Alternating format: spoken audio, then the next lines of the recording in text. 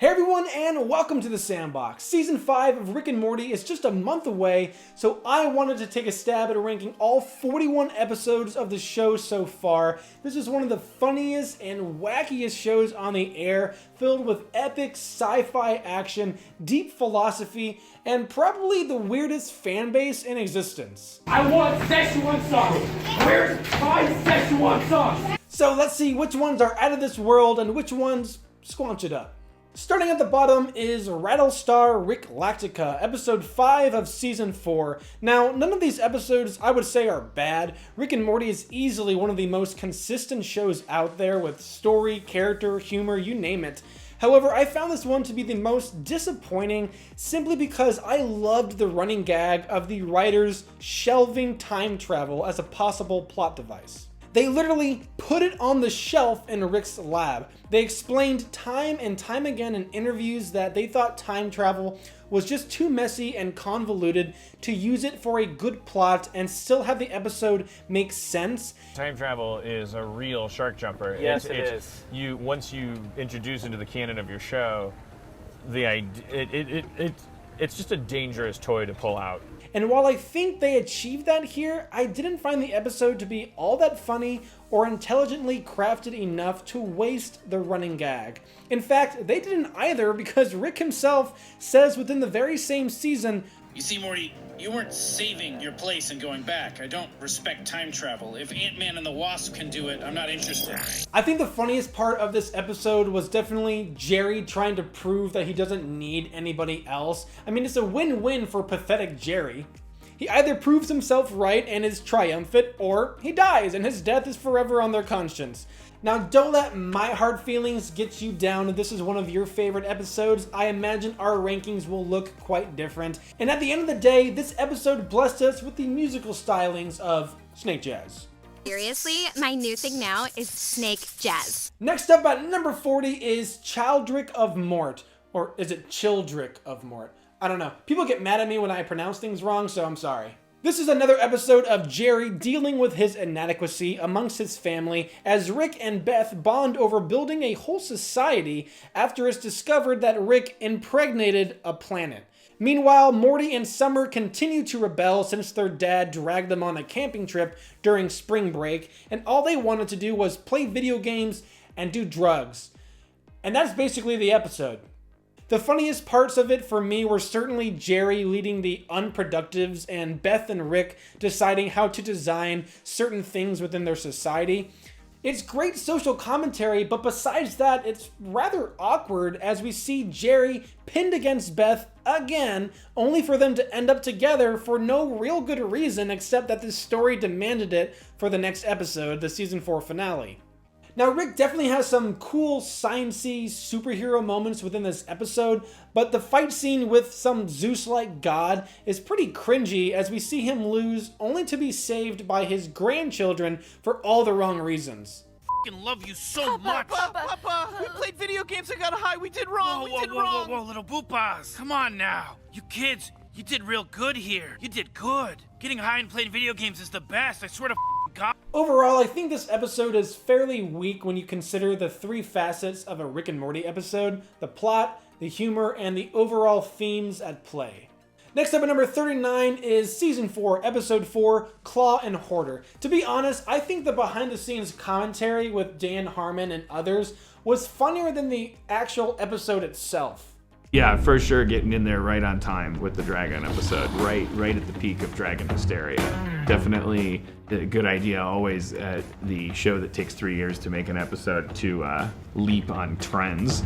This episode is a rehashed idea with Rick hating what Morty likes, except this time he realizes he does like it, and thus gives Morty the boot as he soul bonds with Morty's dragon. The episode does a fairly decent job at showing that something only matters as soon as Rick decides it does. Until he finds joy in something or finds it useful, Rick will play it down as stupid and or beneath him, and that's what we see here with Rick's changing opinions on dragons and magic. In the end, I think this episode will have some fans excited, but for me, I found the humor rather dumb and at times unwatchable, though I do think the plot did what it was trying to do for the most part, and I enjoyed the progression for Rick's character. Now, the B-plot for this episode is another and even dumber rehash of another Rick and Morty staple, thematically speaking, that being live in the moment or don't think about it. Though I will admit I am extremely curious what they saw in that cat. Jerry, don't! I want to see. No, you do not!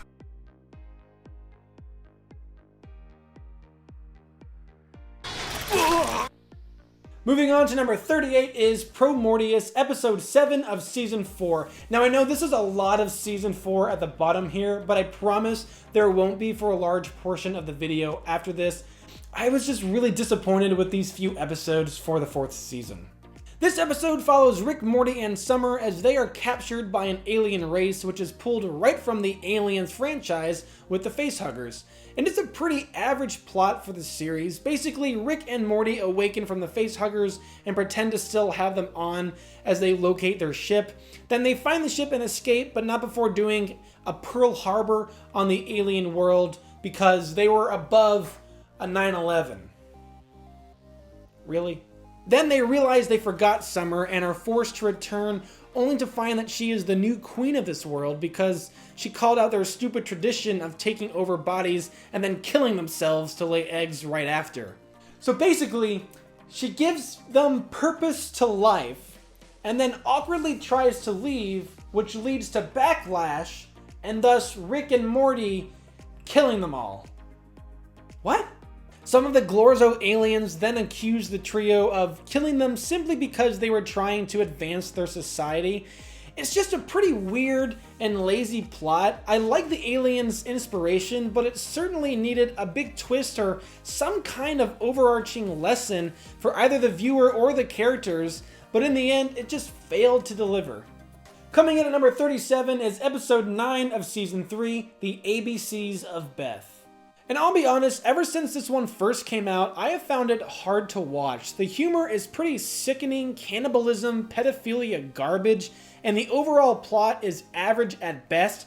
However, thematically, it's one of the strongest episodes to exist as it explores Beth's relationship with her father, Rick, from her childhood to present.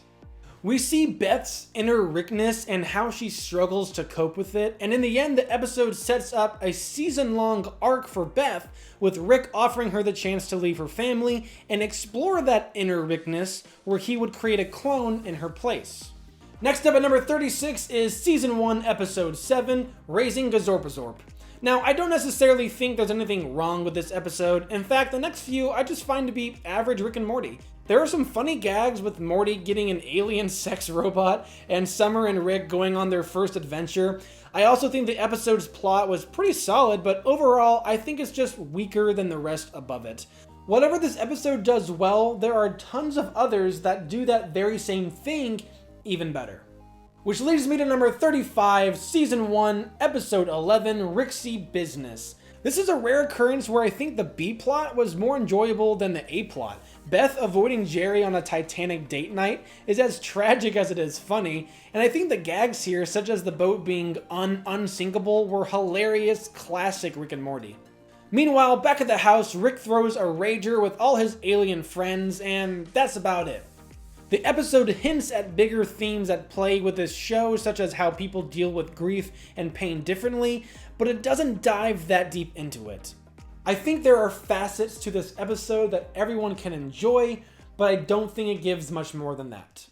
Next up at number 34 is season 3, episode 8, Morty's Mind Blowers. Now, I have to say, I ranked each episode on plot, humor, and themes, and I was surprised to find this one this low, but I think the reason is that after watching it once or twice, it really does lose its novelty. This was season 3's version of an interdimensional cable type episode, and while you'd think that having it revolve around our two main characters would make us care even more since it is technically canon, the novelty is gone after the first watch, much like any other episode. Except here, there isn't really a great plot that we should care about. There's nothing pulling me back from more rewatches. The interdimensional cable episodes work as well as they do because when we are watching the shows from other dimensions, they are so wacky and out of this world, it's nearly impossible not to laugh and be captivated by the incredible imagination of the writers. Maybe I'm wrong, but that's just my opinion, so let me know down in the comments below where you have Morty's Mind Blowers on your list. But coming in at number 33 is Season 1, Episode 1, The Pilot. I think the only place where this one is weak is thematically, but I think that is perfectly okay for a first episode. It introduces us to the characters and the premise of the show fantastically, throwing us into different dimensions and seeing the intergalactic government as well as Rick's disdain for it. It's got a lot of great jokes in there, such as when Morty forgets to turn on his anti-gravity shoes, and of course the infamous final scene. It's just Rick and Morty. Rick and Morty and their adventures, Morty. Rick and Morty forever and forever, 100 years. Rick and Morty's things. Me and Rick and Morty and running around and Rick and Morty time. Next up at number 32 is Episode 2 of Season 1, Lawnmower Dog. I had this one and the pilot basically neck and neck, but because this one doesn't suffer as much from having to introduce our characters and allows us to see where the show could go, I put this one higher. From Snowball to Scary Terry, this is a high-concept episode that displayed the writer's intelligence and the potential for the series as a whole. Aw, bitch. But moving on to number 31 is Season 2, Episode 8, Interdimensional Cable 2. Now, comparing this to the first one, I think the actual TV bits from other dimensions were better on the whole, but the plot itself was much weaker as we see Jerry's feelings of inadequacy again, with him not giving up his pee-pee, which anyone in the right mind would not do.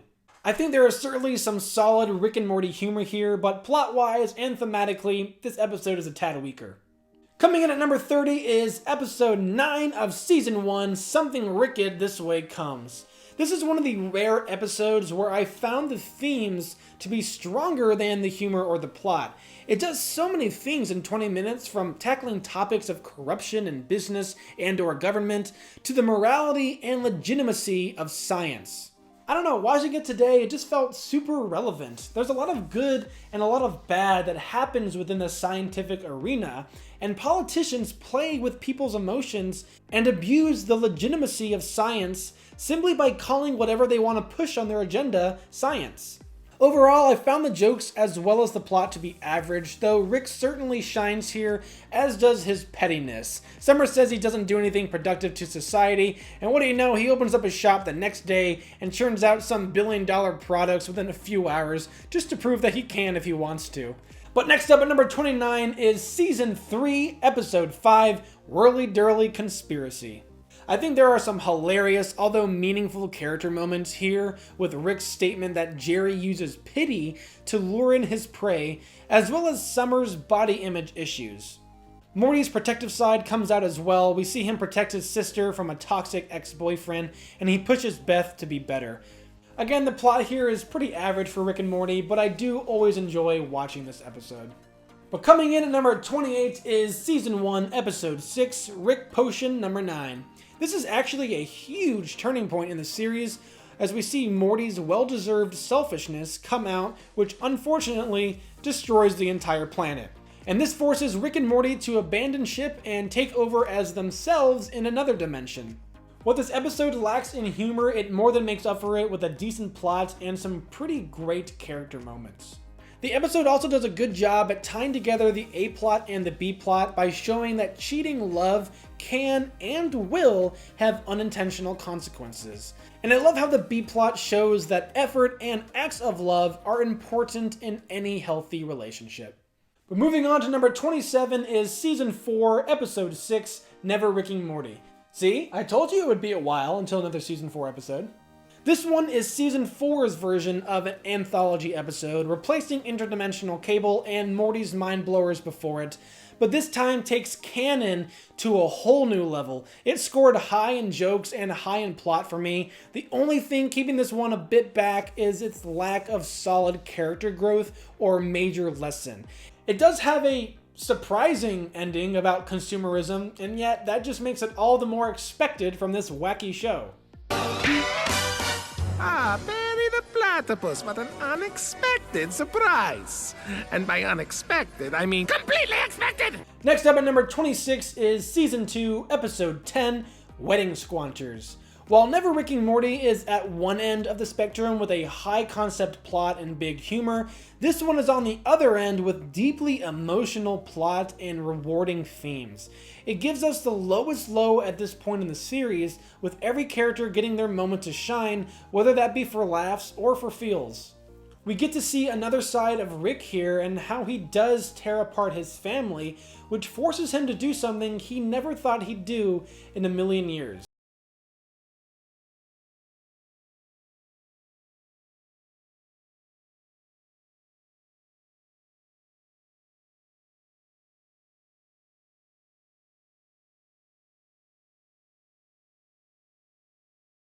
But taking the number 25 spot is Season 2, Episode 9, Look Who's Purging Now. Parodying the Purge franchise, this episode gives us some classic classism as we follow Rick merely trying to enjoy the show while Morty wishes to get involved in order to be a hero.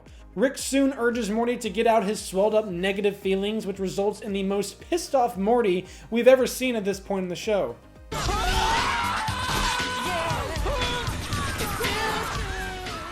It's episodes like this that deliver a fun plot, good character moments, hilarious social commentary, and parodying a very popular franchise that just make me love this show so much. But ahead of it at number 24 is Season 3, Episode 2, Rick Mancing the Stone. Following the amazing events of Season 3's premiere, Rick is back in action and the kids are learning to cope with their parents' recent separation. This is a solid episode, scoring a 7 out of 10 in humor, plot, and themes that does a great job at setting up the themes of Season 3 on the whole. We start to see more of what makes Summer tick, as well as Morty, though we already know his character quite well at this point, and we watch them struggle to manage their mental health and deal with their parents' divorce.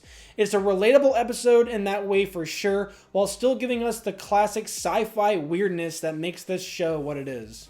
But coming in at number 23 is Season 2, Episode 5, Get Swifty. This is a very anti-religion episode that offers some fair critiques, but also some insanely stupid ones as well. It forces you to question who you put your faith and trust in, which I applaud the episode for doing without coming off as preachy. It has a hilarious concept for the plot, it delivers some solid humor that had me laughing out loud, and it blessed us with one of the best songs of 2015.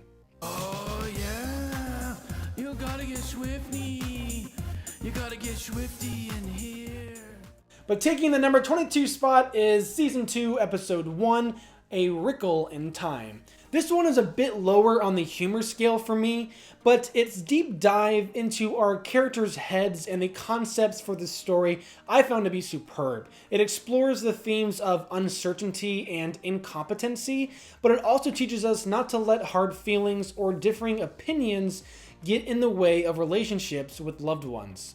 I think this is super relevant today during these polarizing times, so I really connected to this episode on my rewatch. Moving on to number 21 is Season 3, Episode 6, Rest and Relaxation. Again, here we dive deeper into the themes of Season 3, mental health and toxicity within your life, although now the show takes it to a literal and physical level, pinning toxic Rick versus purity cleansed Rick.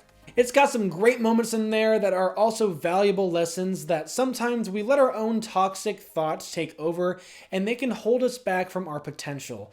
We see this mainly with Morty's character arc throughout the episode. We also learn here that Rick sees his love for Morty as a weakness, which goes in line with what we've seen from him in earlier seasons. But kicking off the top 20 is Season 2, Episode 3, Autoerotic Assimilation. This was a hard one to place for me, but I'm happy with it here. Its humor and plot aren't outstanding by Rick and Morty standards, but the themes explored here as well as the intimate time we spend with each character is enough to launch this episode into my top 20. We really see how much Rick suffers being the smart man that he is, never being able to keep anyone important to him in his life for long enough. It reminds me of a moment from Rick of Morty where Beth says that no one can understand her father. He's the smartest guy in the galaxy in this dimension and every other dimension imaginable. He's a God-gifted human that's limited to the ways of science, and I mean, it's gotta be hard living a life like that where really no one can understand you. We start seeing that here in this episode, and in the end, Rick even contemplates about committing suicide. Are you afraid of me now? Do you feel it? Do you feel it? Do you feel that I can see your soul? Do you feel it? Do you feel it? Do you feel the beat in your heart? On the lighter side, this episode also explores the themes of sacrificing personal freedom for comfort and security. Again, I found this to be super relatable to the world today, making this an important episode, but also at times a hard one to watch. Coming in at number 19 is Season 3, Episode 4, The Vindicators 3, The Return of World Ender. This was one of my favorite episodes during Season 3's run. I love the Avengers and superhero movies, and watching Rick just unload on the Vindicators was hilarious commentary. Morty just wants to help out as usual, and he likes hanging around the superheroes, whereas Rick sees the stupidity in them as the genius pessimist he is. He always needs to be the center of attention and needs everyone to know that he's always right, which can only go bad in a room filled with egotistical superhumans. Whenever we get to see Rick vulnerable, either something hilarious or detrimental happens, and in this case, that was both. Plus, the ending bait and switch I still find hilarious on rewatches. Moving on to number 18 is Season 4, Episode 2, The Old Man and the Seat. Again, seeing Rick in a situation where he lacks control or even leverage is hilarious and a great character building moment. The episode is a total setup to build up Rick's humility as he continues to make a fool of himself, analyzing and tracking down the origin of fecal matter present within his private bathroom. We see that his anxiety is a symptom of him lacking control in these types of situations, as he is more inclined to put effort into proving himself right rather than the relationships he himself deems important. But of course, the episode rips away this lesson for him in the end as he decides to give up rather than pursue these more meaningful connections with others. But taking the number 17 spot is Season 3, Episode 7, The Ricklantis Mix-Up. This was certainly one of the highlight episodes of the season and still remains a fan favorite. For me personally, I just don't find there to be any solid Rick and Morty humor here, which does knock it down a peg. But plot-wise and thematically, this stands as one of the strongest Rick and Morty episodes to date. And ahead of it at number 16 is Season 4, Episode 3, One Crew Over the Crew-Coo's Morty. Once again, we see another instance where Rick's pettiness overshadows his intelligence. He is always right, and he needs everyone to be aware of that as we watch him put on an unnecessarily elaborate plot just to show Morty how dumb he thinks heist films are. This episode pokes fun at said films as well as Netflix. It delivers a fun plot and hilarious gags, and overall it's just a super enjoyable episode.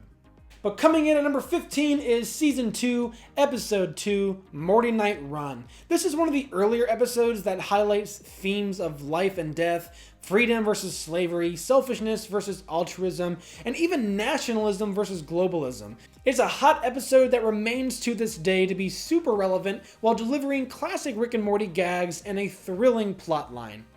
It also blessed us with Goodbye Moonmen, which is my personal favorite ringtone. Say goodbye, Moonman. Goodbye. Ah, damn it, not again. But coming in at number 14 is Season 4, Episode 10, Starmort, Return of the Jerry. And might I add, what a title. We learn here that the Beth we've been following all season long is in fact a clone, and that Rick actually prefers his clone daughter to his real daughter, who he finds to be too similar to himself and too reckless. He doesn't actually want a daughter like him, he wants one he can control, which is very in line with his character, especially in Season 4. However, something really cool that happens in this episode is that the real switcheroo is everyone else now follows the don't think about it mantra, while Rick starts to feel more and more towards the end. He becomes more aware of the hurt present inside him, which brings the question, why is he hurt so much? It could very easily be due to loneliness and the fact that he is the smartest man alive, as well as the loss of his presumed love of his life. And we can only hope that Season 5 will shed more light on this. No, No, Mom, I'm not trying to dodge your calls, I promise. No, I'm also not listening to Goodbye Moon Men. I was in the shower. Taking the lead at number 13 is Season 1, Episode 4, M. Night Shyamalians. This is my personal favorite episode, but I'm self-aware and unbiased enough to know it's not the best one we've gotten. But I love the humor here, I love the twists and turns within the plot, plus David Cross as the leader of the Zygerians was just... It does suffer thematically as an episode, but because the plot was so engaging and the humor was unforgettable for me, I don't think this episode needed a lesson other than the one we get. No one can outsmart Rick. But next up at number 12 is Season 1, Episode 3, Anatomy Park. This one is such a solid episode. I think from here on out, we are in S-tier territory. The humor, themes, A-plot, and B-plot all come together so well in this episode, delivering hilarious spoofs and parodies, and even a lesson. It's also a holiday episode, which just makes me enjoy it that much more because I love holiday-themed episodes when done well. This is only the third episode of the entire show, and yet it displayed the genius level of craft and storytelling from Dan Harmon and Justin Roiland. They are really good with the rule of three in comedy, and there is no lack of that here. Welcome to Anatomy Park! This is insane! Spleen Mountain, Bladder Falls, Pirates of the Pancreas. You got a problem with that last one, Morty? Moving on to number 11 is Season 1, Episode 10, Close Rick Counters of the Rick Kind. This I have as one of the funniest episodes of the entire show. I love how interdimensional it gets and shows us just how Rick, our Rick, really is.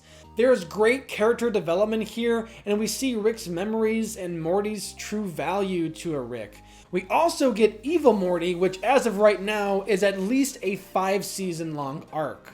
I think the show is firing on all cylinders with this episode and leaves very little left to be desired.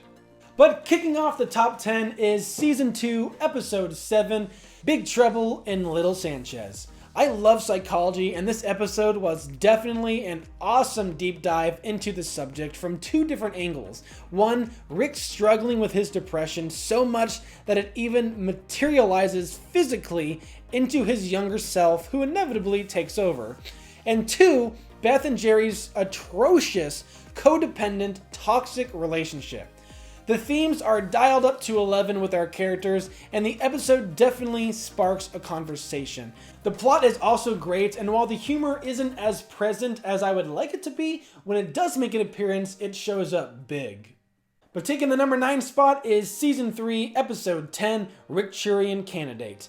While this wasn't originally meant to be the Season 3 finale, I found it to do a decent job, and after stepping back from my initial watch, I've come to really love this episode. We get one of the most epic showdowns in the show, Rick proves he actually does care about his family, and there's even a nice callback to the What is Real theme from Total Recall with Beth's arc. It's a fine way to end the season, and an even better setup for the next one, filled with hilarious gags, awesome action, and some heartfelt moments. Next up at number 8 is Season 4, Episode 1, Edge of Tomorty. This episode is all about living in the moment versus obsessing over the future, only in Morty's case, it's a very average future.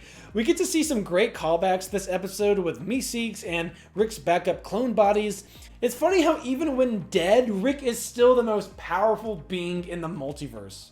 Now, while this episode appears on the surface to be lackluster thematically, the film theorists actually put out a great video on this episode that shows the writers may have done some extensive research.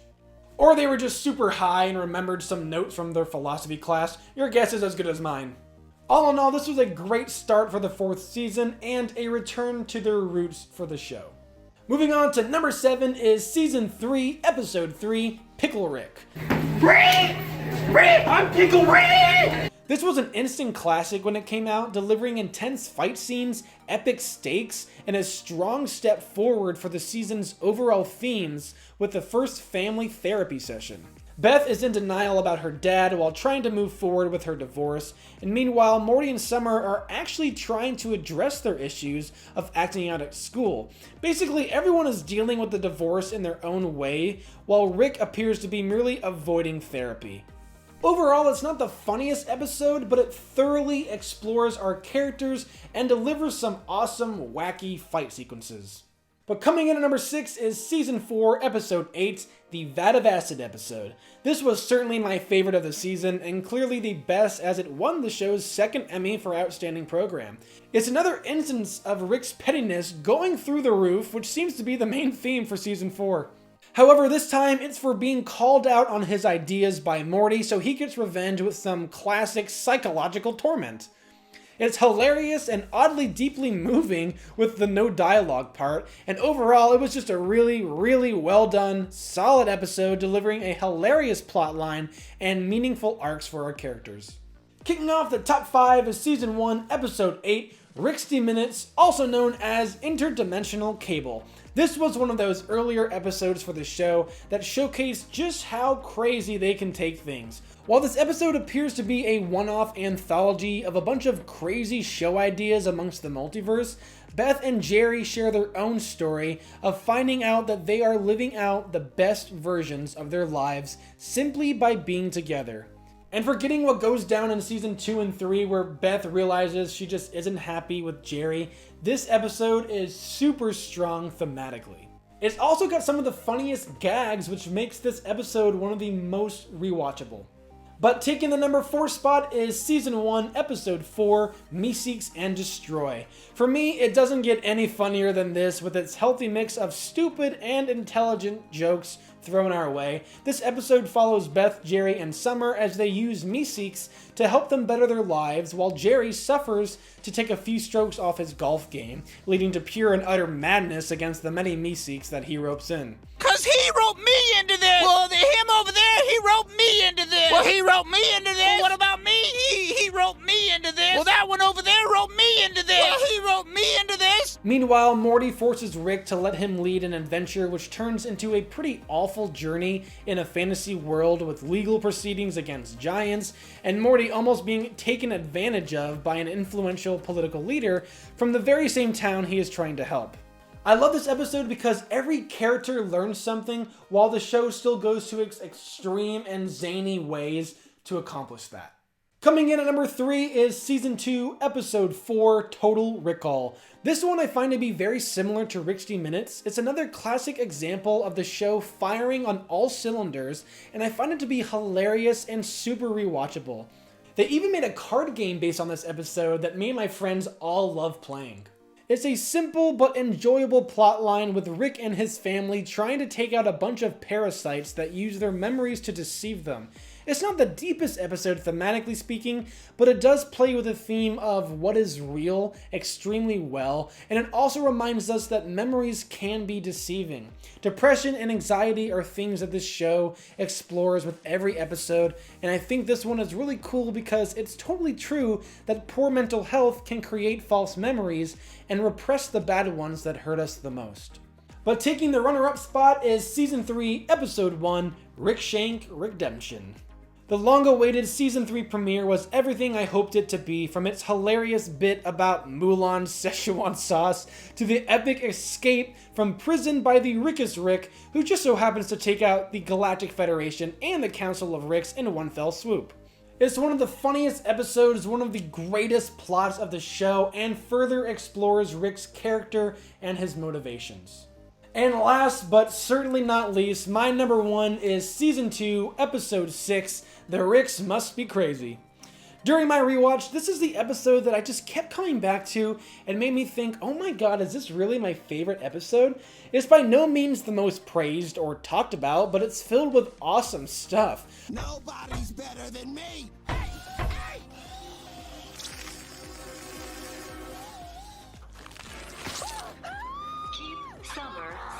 I laughed a ton during it, I loved the plot, and it was the first time in my rewatch where I remember thinking that the mantras of the show, don't think about it and nothing matters, really started to make sense. I mean, when the marshmallow guy from the Teenyverse started to figure out what was going on and that his life really did not matter, so he just kills himself, I'm sorry, but I laughed so hard and it just put the whole show into perspective for me. Now, I don't agree with the show's mantras at all, but I started to make sense of where the show writers were coming from. I also love seeing Rick get a taste of his own medicine. It was definitely an eye-opening experience, but we still see that no one can out-Rick our Rick. Whew, well, that's my ranking of every Rick and Morty episode from seasons 1 through 4. Thank you so much for sticking around and watching this. Feel free to let me know your ranking in the comments below, or just your top 5, your bottom 5, whatever you feel like sharing. As always, thank you so much for tuning in, guys. I will see you all next time.